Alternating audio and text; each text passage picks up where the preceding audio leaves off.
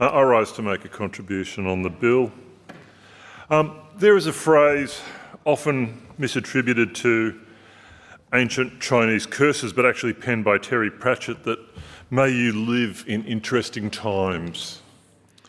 As the Treasurer alluded to in her budget speech, we are indeed living in interesting times, and I quote, "Global pressures that once felt distant have started landing right in people's everyday lives. War in Ukraine, tariffs and instability in the global economy. Trump's war in the Middle East. At a time like this, government should not stand back." She concedes that, quote, "government can't solve everything, we know that." And it's true, government can't solve everything. And it's no secret that this one is operating within very, very fiscally restrained environments. But again, as the Treasurer said, but it can make life just a little bit easier. Now, no doubt the community, legal, disability, AOD sectors and others that work at the pointy end of disadvantage are relieved that their programs will be funded for another year or so. But in real terms, much of this funding amounts to a decrease in investment as it doesn't factor in CPI increases. Across the board, the structural investment needed to sustain current demand for vital services, let alone to meet ever-growing demand, is simply not there. Maybe government can't do everything, but with a projected $2 billion surplus over the course of forward estimates, it could be doing more. There's also the small matter of nearly $5 billion buried in the budget sequestered for projects yet to be announced, no doubt to go on big-ticket items in marginal seats once they're in full election campaign mode. Now, one of the realities for all governments is that the demand for services always exceeds the funds available. They are forced to ration services, be it elective surgery, infrastructure projects, or the number of police and AMBOs. Budgets are about what governments choose to do with their given bucket of money, about the priorities and the values that are principles or that are prime to a government.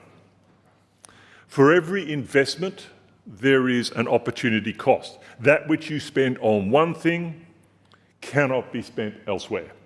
So what does this budget say about what the government values and the corresponding opportunity costs? Well, it certainly values big infrastructure projects. This government has, I think, a chronic addiction to big things and being seen to get big things done. And under the Andrews government, throwing buckets of money at infrastructure projects was a highly successful electoral strategy, largely applauded and electorally rewarding. The level crossing removal project is an obvious example. But in these interesting and uncertain times, when Victoria is mired in debt and taxpayers are forking out $24 million a day to cover interest payments alone, how many big infrastructure projects can we really afford, particularly given the obvious supply constraints that exist within the economy? Take the Suburban Rail Loop, that seemingly bottomless money pit. It's looking less like a smart investment in the future of the state and more like a giant albatross around the government's neck. Early estimates put it at around $35 billion for the east section alone, but that figure has certainly blown out significantly as the government is relying on 2020 figures. And this is frankly astonishing. No government would ever accept a tender with a 5-year-old cost plan attached. It might be a perfectly good piece of infrastructure, linking multiple electorally marginal seats, but with benefits that are debatable and unlikely to materialise for some decades. It should simply no longer be a top priority for this government, particularly not when you weigh up those opportunity costs. Consider public transport, something very pertinent to my constituents in the West. During the 2014 election campaign, Labor promised to electrify the Melton line. 13 years later, not much has happened. We have trains coming from Ballarat that are already full by the time they reach Melton.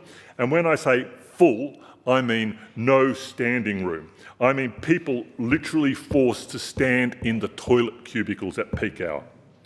Now, thanks to Jerome Weimer, we now know that construction on that project won't even begin until after the Sunbury Transport Hub is completed around 2030. And what about buses? Remember that comprehensive bus reform proposed by the Department of Transport back in 2023? The fast, frequent and connected grid of buses would have been transformational for so many communities in the West. But this was rejected by Cabinet on a cost basis and in favour of tipping more money into big build projects. Now, I've spoken many times in this place of the excruciating state of the Western bus network. In place of a properly functioning bus network, we get a few additions to the timetable or the odd route modifications. And this piecemeal approach is like putting a Band-Aid on a bullet wound.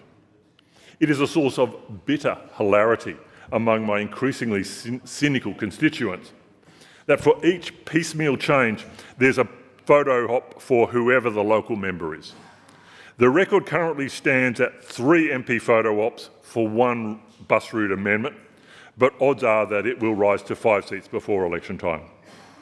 Now, while commuters fight to get on a train or find a bus, the government has awarded billions of dollars to the operational consortium for the Suburban Rail Link, which will not even open before 2035.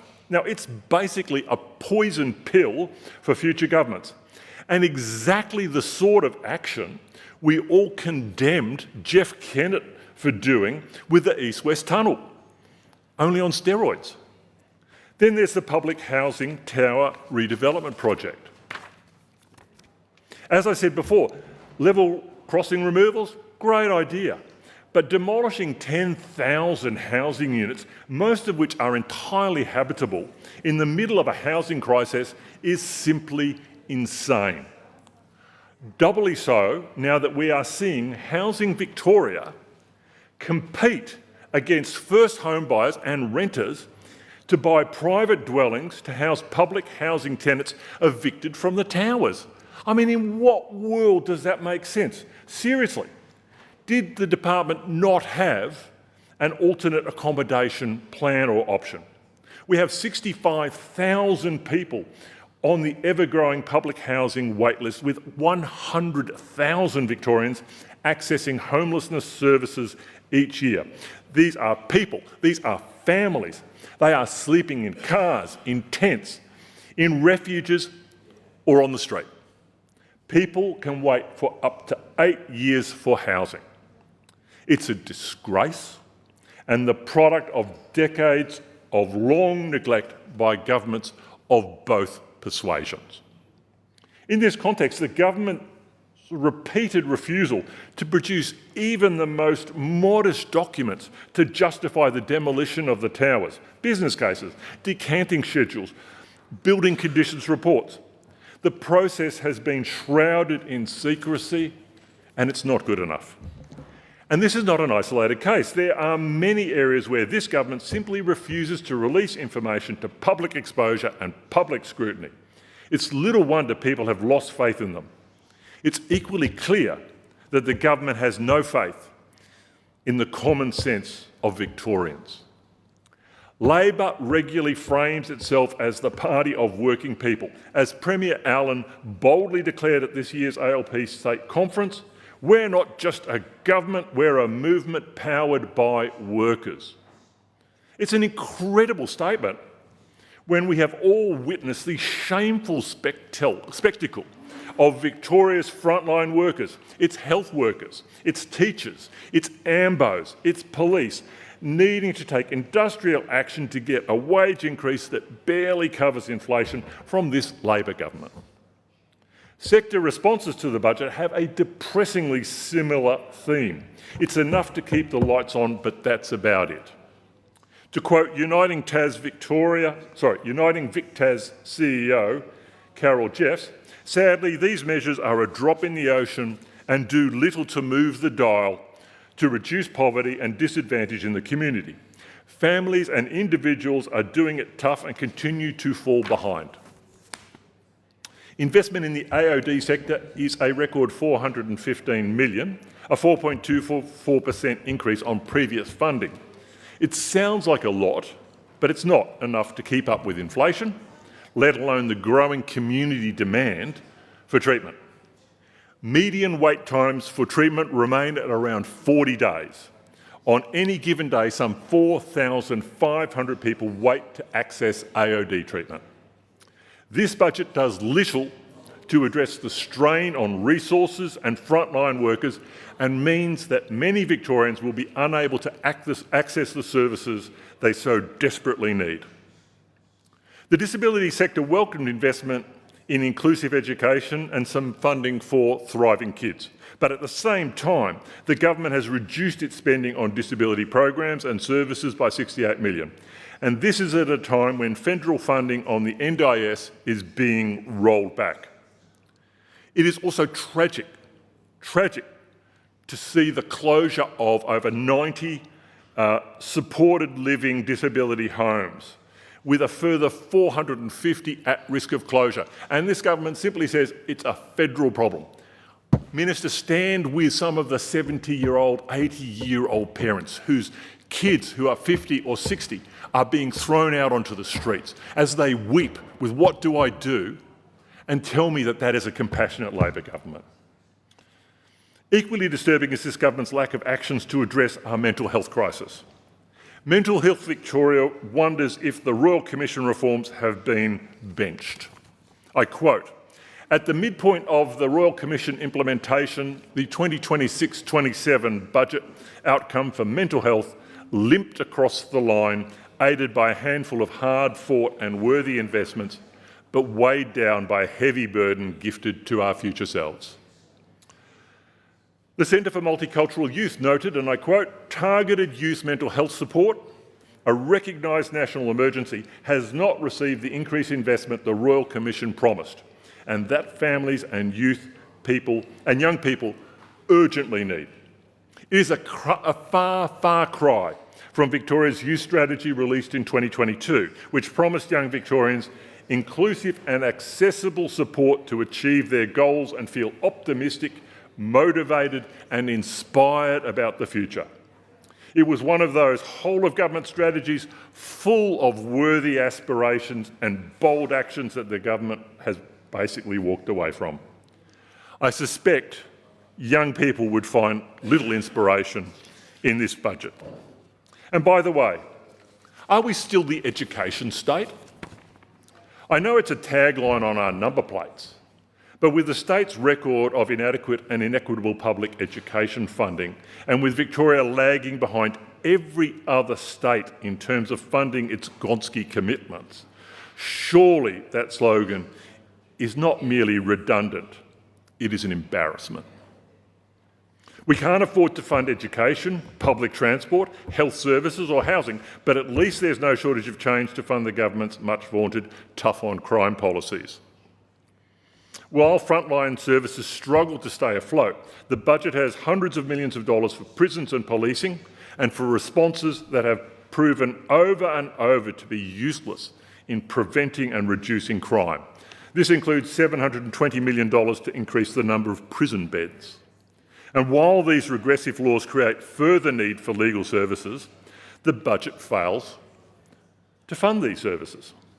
The Federation of Community Legal Centres notes the lack of new investment in community legal centres and Aboriginal legal services to meet the growing needs in Victoria. And I quote, "For every client a centre takes on, 2 are turned away, illustrating the chasm that exists between need for the holistic legal and community support and the limited resourcing these centres have to meet it." And of course, Aboriginal people in particular bear the brunt of the government's punitive new laws, which will drastically increase the number of adults and young Aboriginals incarcerated.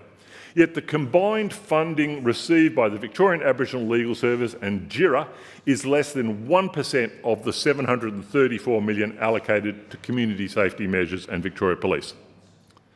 The hypocrisy of a government who pledged that the statewide treaty would make real practical changes to achieve better outcomes for First Peoples in Victoria and close the gap, while introducing laws that disproportionately impact First Peoples, was not lost on Nerita Wright, CEO of VALS. And she says, signing a treaty doesn't mean you've signed away problems you've created. The government can no longer claim that the harm caused by their policies and investments are unintended consequences when it is clear the outcome will be the mass incarceration of our people. Now, the investment in the Violence Reduction Unit and modest investments in early intervention show that this government knows that funding directed at addressing the root causes of crime, poverty and disadvantage does work. But they've placed it all on being tough on crime, which is a sad joke when you consider that Victoria Police is 1,500 officers down, morale is at rock bottom, and so many senior and experienced officers are on the verge of retirement. These policies lead to greater and unsustainable costs, the ever-increasing cost of jailing people, of refurbishing old jails and building new ones, of keeping people on remand. Based on current trends, we will shortly see nearly 50% of our prison population simply in remand, neither tried nor found guilty of any offence, but incarcerated nonetheless, often for extended periods. The government knows all this, but these are the choices that have been made. These are the priorities that have been accorded. In this election year, they have hedged their bets on punitive laws and big announcements, and $5 billion worth of projects yet to be announced. While Victorians across the state are wrestling with cost of living, housing, and a chronic lack of services, time will tell if this budget is enough to convince that exhausted and increasingly disillusioned electorate to give this government another shot. Thank you.